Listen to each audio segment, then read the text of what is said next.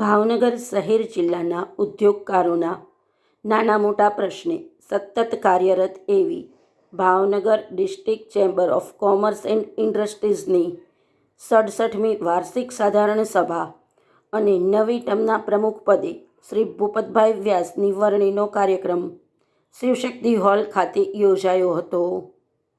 Federation of Kutch industries એસોસિએશનના MD Shri Nimeshbhai ફડકેની વિશેષ ઉપસ્થિતિમાં યોજાયેલ કાર્યક્રમમાં Saurashtra chamber of commerce and industries, Chitra industries association, લઘુ ઉદ્યોગ ભારતી અને અન્ય ઔદ્યોગિક સંગઠનો તેમજ સંસ્થાના પ્રતિનિધિઓ દ્વારા ભૂપતભાઈ વ્યાસની વરણીને આવકારી તેમનું બહુમાન કરાયું હતું. કાર્યક્રમમાં ભાવનગર ડિસ્ટ્રિક્ટ ચેમ્બરના સભ્યો અને આમંત્રિતો ઉપસ્થિત રહ્યા હતા.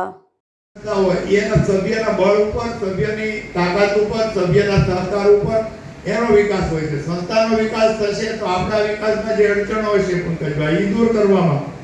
પંકજભાઈ અત્યારે જે એક્ટિવ છે એમના બધા રણછોડભાઈ રૂપારેલને અમે પ્લાસ્ટિક એસોસિએશનમાં કાંજી ભુવન અમે ગાંધીનગર ભૂતકાળમાં ધક્કા ખાઈ ગયા હતા કે બધા આવશે અને જે લોકો સાચું કરે છે, પ્રામાણિક છે અને કોઈ તકલીફ નથી. એટલે હું તો એ સ્વીકારું છું કે જે આવ્યા પછી એવી જ રીતે પીજીવીસીએલની બધી સંસ્થા પછી ભૂતકાળમાં પૂછો એક અઠવાડિયું ખાલી ન હોય. મહેન્દ્રભાઈની અમે ખાલી પ્લાસ્ટિક એસોસિએશનમાં મૂકતું તો બબે વખત જવું પડે. પાવરના પ્રશ્નો નવા કનેક્ટ અને થોડાક મહેન્દ્રભાઈ મીટિંગમાં બોલાવે એટલે એ પ્રશ્નો આપણા ઘટ્યા છે. હવે જે આપણે કામ કરવાનું છે આપણું સંગઠનમાં જ્યારે ખોટી રીતે કોઈ આપણને હેરાન કરતું હોય કે કોઈ અડચણ હોય, સરકારના ઘણા કાયદાઓ એવા છે જેમાં આપણે રજૂઆત કરીએ. મહેન્દ્રભાઈ અમારે 4 વાગ્યાથી ઓફિસ આવી જાય એટલા બધા લેટર લખે, પણ મારે કહેવું પડશે કે આમાંથી 75% લેટરનો એ જવાબ આવે મુખ્યમંત્રીને લખ્યો હોય, વડાપ્રધાનને લખ્યો હોય કે મિનિસ્ટરને કે ફલાણા ડિપાર્ટમેન્ટને ફોરવર્ડ કરી દીધો. બીજી વાર મુશ્કેલ થઈ ગયું છે. આપણો અવાજ જ એટલો પહોંચતો નથી એટલે બધી ચેમ્બરો હમણાં દિલીપભાઈ જઈને એવા સુરત કે સુરતની કોઈ કાર્યવાહી કરવામાં ના જ નથી પાડતું. માંગણી શું છે?